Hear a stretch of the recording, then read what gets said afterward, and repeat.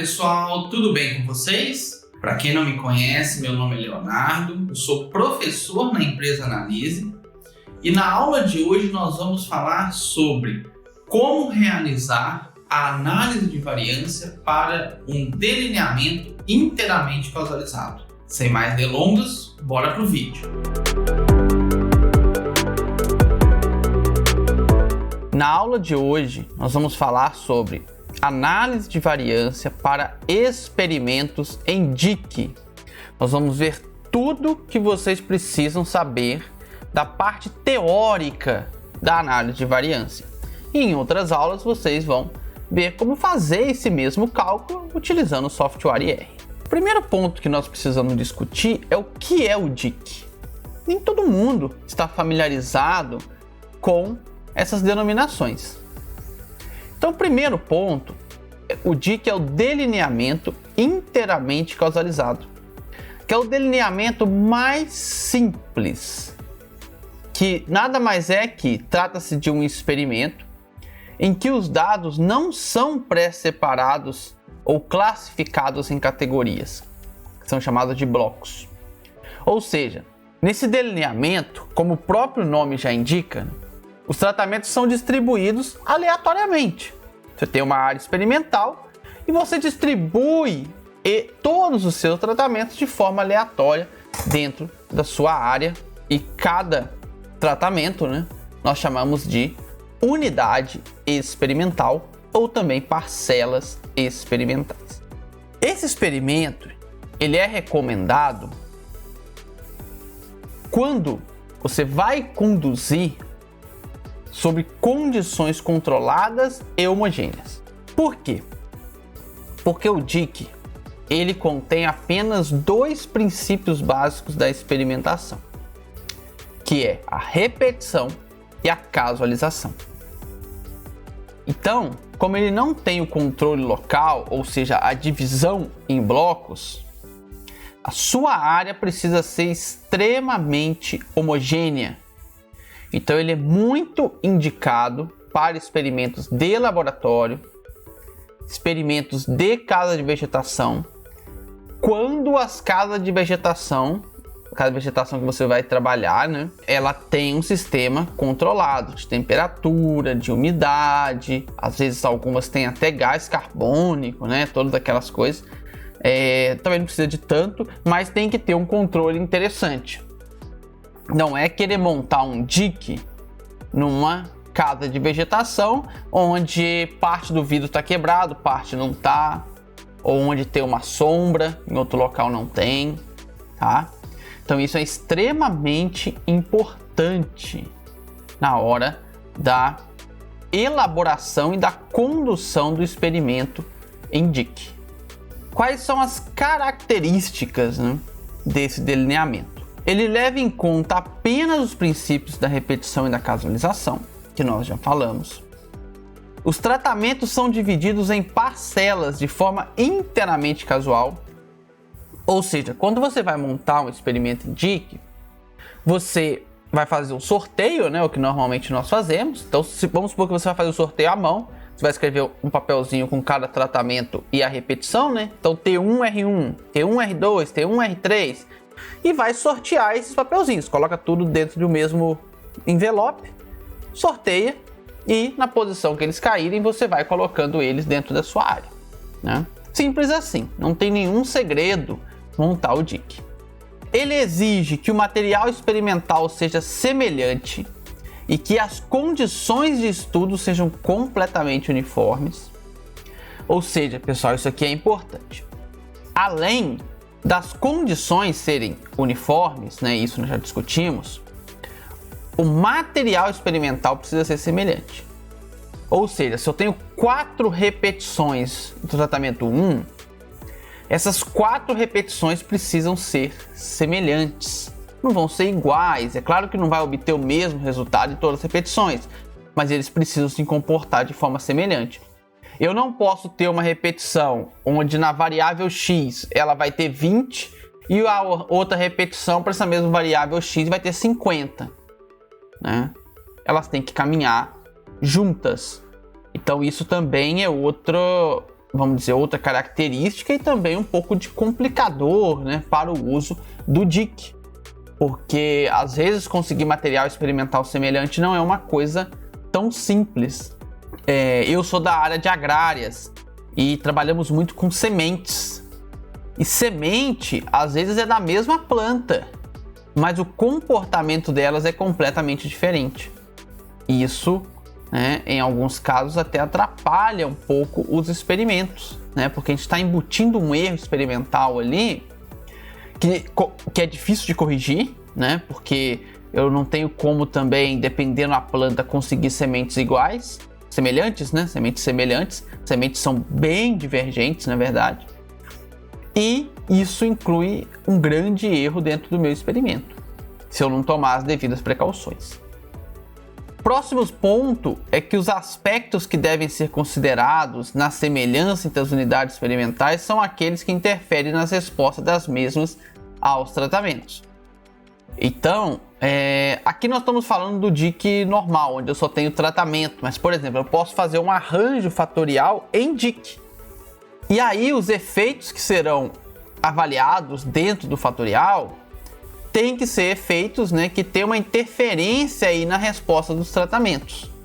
Não adianta eu tentar avaliar efeitos que não vão influenciar em nada, né? Sei lá, estou trabalhando com uma certa cultura e eu quero avaliar o teor de CO2 na área. E talvez teor de CO2 não faz influência nenhuma, né? Aí eu monto uma parte com um certo teor, monto outra parte com um certo teor e no final não tem diferença. Então isso são coisas que nós temos que tomar cuidado também na hora de montar o experimento, se realmente o que nós estamos avaliando vai influenciar naqueles tratamentos, para que a gente não perca tempo, né, montando experimento que não chega a lugar nenhum. Ele geralmente é mais utilizado em experimentos nas quais as condições experimentais podem ser bastante controladas, por exemplo, laboratório. Já falamos sobre isso também. Esse delineamento também é recomendado em situações onde se corre risco de perder repetições durante o experimento. Então, uma vantagem também em relação ao DIC é que a perda de repetições não interfere tanto no resultado final, né? Então você pode perder repetições e continuar aí trabalhando em DIC sem nenhum problema, sem aquela preocupação, né, no quanto que essa perda vai influenciar no resultado final. Quais são as vantagens do DIC? O número de graus de liberdade para o erro ele é máximo. Vocês vão ver nas próximas aulas, né, nessa aula e na próxima aula, sobre a análise de variância, né, que é o grande objetivo das nossas aulas. E vocês vão verificar que o mesmo experimento montado em DIC e montado nos outros delineamentos, à medida que eu vou para delineamentos mais complexos, um grande problema é que eu perco o grau de liberdade do resíduo. Então é por isso que nós falamos que o grau de liberdade aqui no DIC, ele é o valor máximo daquele experimento, ok? E isso é muito bom, e vocês vão saber por que mais à frente. O número de tratamentos e de repetições depende apenas do número de parcelas experimentais disponíveis. Esse é outro fator bem interessante. No DIC, se a sua área experimental comportar, né, você pode colocar a quantidade de tratamento e de repetições que você quiser. Não tem nenhum ponto, né, onde você tenha que restringir número de tratamento, número de repetição. Isso acaba não existindo dentro do DIC, que acontece com mais frequência nos outros delineamentos. E é o delineamento mais simples de ser instalado e conduzido. Como vocês viram, eu tenho uma área experimental, faço o sorteio de todos os meus tratamentos e jogo dentro daquela área experimental. Simples assim. Desvantagens. Bom, a primeira desvantagem é que existe homogeneidade total das condições experimentais. Essa é uma grande desvantagem. Por quê? Porque é difícil encontrar áreas experimentais que são homogêneas, a não ser que você trabalhe no laboratório e em casas de vegetações muito tecnificadas, porque hoje a maioria das casas de vegetação que nós encontramos aí nas nossas universidades, infelizmente, não tem esse grau de homogeneidade para a gente montar um experimento em DIC, porque, né, A gente nem vai entrar muito em detalhe em relação a isso, mas a gente sabe que a quantidade de dinheiro que tem chegado para a universidade é muito pequena, então ficar fazendo reparos em cada vegetação, até melhorando a estrutura, tem sido cada vez mais difícil e acaba ficando uma estrutura um pouco inferior e que aí fica bem comprometido montar experimentos em DIC dentro da cada vegetação da situação atual que nós estamos. Um segundo ponto pode-se obter uma estimativa da variância devido ao erro experimental bastante alta, quando não são utilizados corretamente, pois, uma vez que não se considera o princípio do controle local, todas as variações, exceto as devidas aos tratamentos, são consideradas como variação ao acaso. Então deixa eu explicar para vocês o que acontece. É interessante porque todos os graus de liberdade, exceto os de tratamento, estão no resíduo. Porém, todo efeito, exceto de tratamento, também está no resíduo. Então, tá vendo que é uma balança e nós temos que dosar muito bem isso? Se eu não tenho uma área extremamente homogênea, eu aumento muito o erro experimental. No momento que eu aumento esse erro experimental, vocês vão ver na sequência que isso é muito prejudicial às análises estatísticas. E isso provavelmente vai fazer com que nós não tenhamos diferença estatística entre os tratamentos. Então, gente, o recado que eu deixo para vocês é o seguinte: quer trabalhar em DIC? Garanta que a sua área experimental é homogênea. Não faça nas coxas, não faça mais ou menos. Se você não pode garantir, Léo, minha área experimental não posso garantir, tem esse problema X, problema Y, monta em outro delineamento, não usa o DIC. Mas se você tem oportunidade de usar o DIC, eu recomendo, porque ele é muito mais simples, muito mais fácil aí a utilização do DIC. Então vamos para o nosso exemplo, né? Suponhamos um experimento fictício de produtividade em soja, em que se avaliaram 3 variedades de soja, variedade A, variedade B e variedade C, com 2 repetições distribuídos na área experimental sobre o delineamento inteiramente causalizado, o DIC. E os dados referentes à produtividade são apresentados na tabela abaixo. Então eu tenho aqui a variedade A, B e C e a repetição 1 e 2. Então, variável A teve 70 na repetição 1, 75 na repetição 2.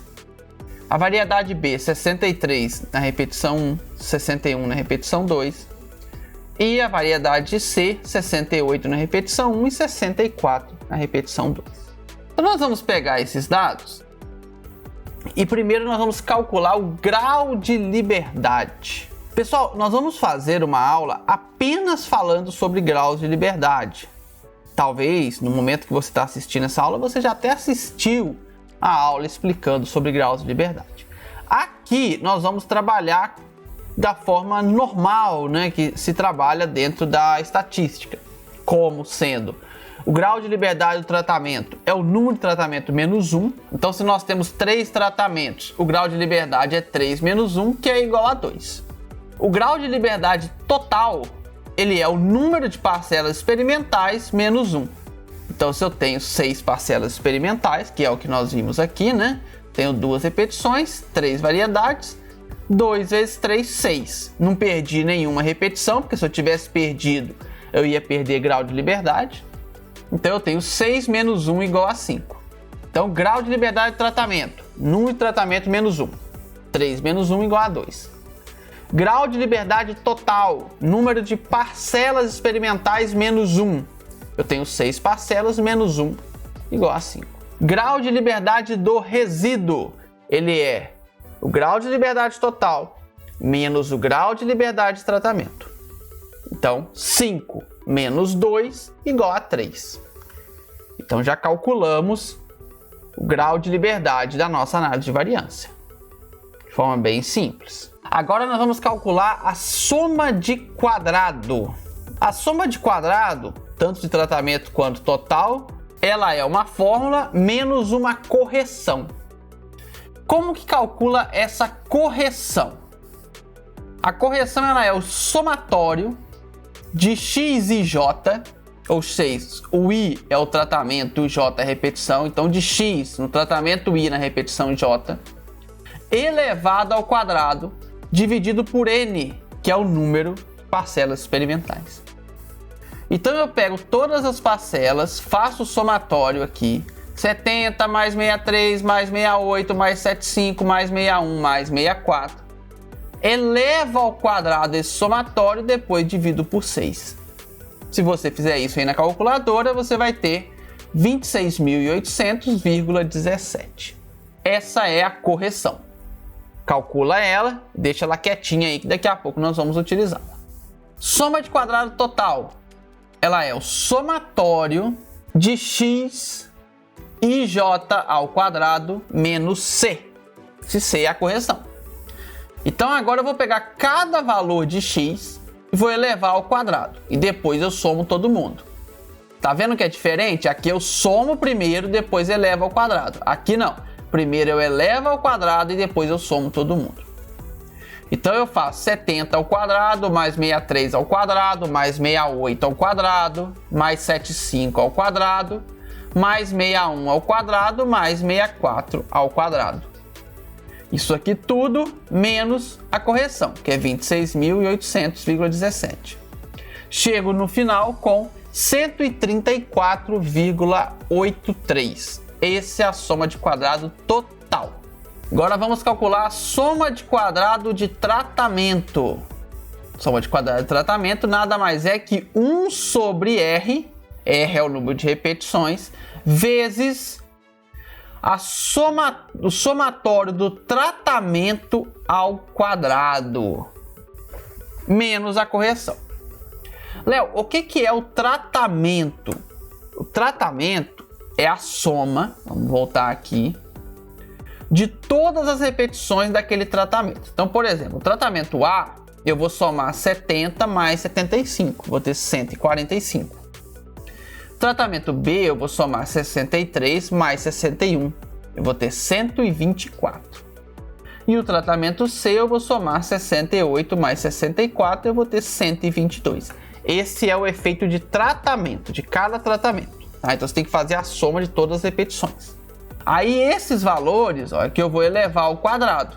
145 ao quadrado, mais 124 ao quadrado, mais 132 ao quadrado. Depois que eu elevar ao quadrado, eu somo todo mundo e divido pelo número de repetições, que no nosso caso é 2. Depois eu subtraio, da correção, 26.800,17, e chego no valor de 112,33.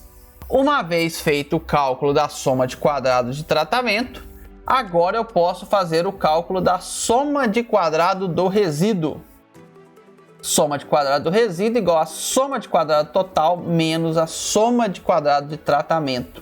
Então acaba sendo a mais simples de calcular, Você já tem a total, já tem a de tratamento, então você vai fazer 134,82 menos 112,33, chegando no resultado final de 22,49. A soma de quadrado, pessoal, é a parte mais difícil de se calcular dentro da análise de variância. Claro que depois que você pega o jeito de fazer esses cálculos, eles ficam muito simples. Mas para a maioria de vocês, talvez isso daqui seja a primeira vez que vocês estão vendo esse tipo de cálculo. E eu sempre falo para os meus alunos o seguinte: vocês precisam fazer o cálculo pelo menos uma vez manual. Durante sua vida, pelo menos uma vez. Eu já fiz milhares, mas vale a pena pelo menos uma. Manual que eu digo, utilizando uma calculadora, utilizando o Excel. Não a fórmula pronta do Excel, a fórmula de soma de quadrado ali do Excel, tá? Pode fazer utilizando o R também, mas sem utilizar pacote, ok? Fazendo tudo, vendo o passo a passo desses cálculos, porque aí você aprende o que está sendo feito em cada passo. E não apenas já chega com o resultado final ali, falando se o F é significativo ou não, tá bom? Então vamos seguir. Agora nós temos que calcular o quadrado médio, O quadrado médio é a quarta coluna da análise de variância. Nós temos a fonte de variação, grau de liberdade, soma de quadrado e quadrado médio.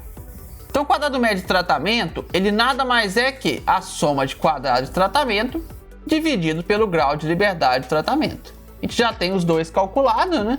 Então 112,33 dividido por 2, nós temos 56,16. E o quadrado médio do resíduo, QM-res, ele é a soma de quadrado do resíduo dividido pelo grau de liberdade do resíduo. Ele é igual a 22,49 dividido por 3, e isso é igual a 7,5. Uma vez com o quadrado médio calculado, a gente pode fazer o cálculo do F, o teste F, né? Aquele teste que vocês veem lá na análise de variância. O F, ele é igual ao quadrado médio de tratamento dividido pelo quadrado médio do resíduo, que é igual a 56,16 dividido por 7,5, igual a 7,48. Esse é o valor do teste F para esse nosso experimento. Então, esse é o nosso quadro da análise de variância. Isso aqui é que o software nos dá de resultado. Se você pegar esse mesmo experimento, rodar no R, rodar no SAS, rodar no Python, onde você quiser, você vai ter essa tabelinha. Isso aqui não tem como se alterar. A análise de variância é um tipo de análise estatística que nós chamamos de análise frequentista, né? E, como toda análise frequentista, o resultado é sempre o mesmo, não tem alteração nesse tipo de análise.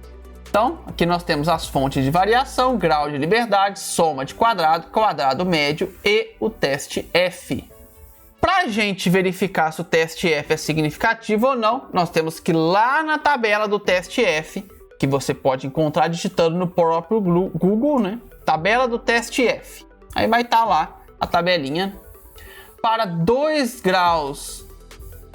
e 3 graus de liberdade, né? A tabela F é uma tabela de dupla entrada, onde na coluna é o grau de liberdade de tratamento e nas linhas o grau de liberdade do resíduo, por isso 2 e 3 graus de liberdade. Se você olhar lá na tabela, vai ser um valor de 9,55. Portanto, né, a gente chega à conclusão, né, que o F calculado ele é menor que o F tabelado, ou seja, não rejeita-se a hipótese H0, ou seja, as médias de tratamento são estatisticamente iguais.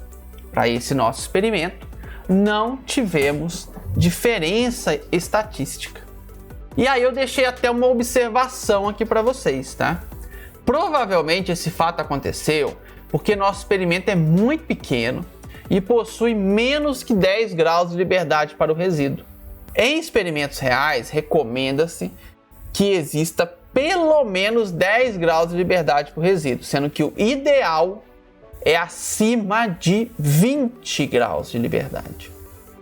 Aqui, como o nosso objetivo é fazer os cálculos manualmente, né, e é muito mais fácil fazer com um experimento pequeno, nós acabamos negligenciando nessa questão do grau de liberdade.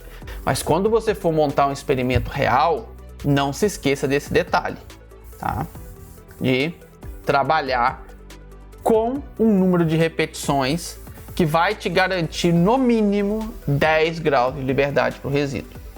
Aqui o nosso experimento é pequeno demais, eu precisaria ter pelo menos 5 tratamentos e 3 repetições para eu ter 10 graus de liberdade no resíduo. Por quê? 5 tratamentos, então grau de liberdade de tratamento, 5 menos 1, 4. Grau de liberdade total seria 5 tratamentos vezes 3 repetições, dá 15, né? Menos 1, 14. Grau de liberdade do resíduo, 14, que é o grau de liberdade total, menos 4, que é o grau de liberdade de tratamento, ficaria com 10. Então, assim, o experimento indique, ok? Ó, experimento indique, o mínimo que eu devo ter é 5 tratamentos e 3 repetições. Esse é o mínimo. Léo, só posso trabalhar com 2 repetições, então aumenta para 7 tratamentos, pelo menos. Mesmo 7 ainda seria pouco, o ideal seria 8 tratamentos nesse caso. 8 tratamentos, 2 repetições. Porque 8 nós teríamos 16, então teríamos 15, ainda seria pouco ainda, o ideal seria 9 na verdade. Porque 9 nós vamos ter 8 graus de liberdade para tratamento, 17 graus de liberdade no total, ainda ficaríamos com 9. Então o mínimo seria 10, onde nós teríamos 9 graus de liberdade para tratamento, 19 graus para total, sobraria 10 para o resíduo. Olha o impacto que eu tenho quando eu diminuo uma repetição.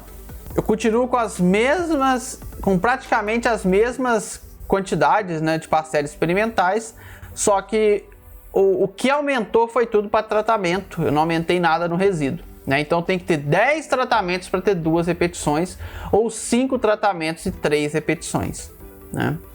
Léo, vou colocar 4 repetições, então 4 tratamentos com 4 repetições já dá. Né? Ou até 3 tratamentos com 4 repetições já fica até legal o resultado também, não tem problema. Tá? Então isso para você entender. Agora, Léo, eu quero fazer 2 tratamentos e 2 repetições. Vale a pena rodar a análise de variância? Não compensa. Dificilmente você vai conseguir achar alguma coisa utilizando a análise de variância. Você vai fazer um teste T, né, tradicional ali, mas a análise de variância já não vale a pena, você não está seguindo as pressuposições aí da análise. Então, pessoal, nessa aula eu queria mostrar para vocês tudo sobre o cálculo da análise de variância de um delineamento inteiramente causalizado. Na aula de hoje é isso, e vejo vocês na nossa próxima aula. Até mais! Se você quer aprender mais sobre o software IR, nós da empresa Analyse oferecemos inúmeros cursos, desde o mais básico, passando por análises como estatística experimental, modelos lineares, modelos mistos, até análises mais avançadas como análise multivariada e machine learning. Para saber mais sobre os nossos cursos, clique no nosso site que vai estar na descrição desse vídeo ou entre em contato conosco via e-mail contatoeac1@gmail.com, que nós vamos te dar todas as diretrizes para que você tenha um excelente aprendizado no software IR. No mais, muito obrigado e até breve.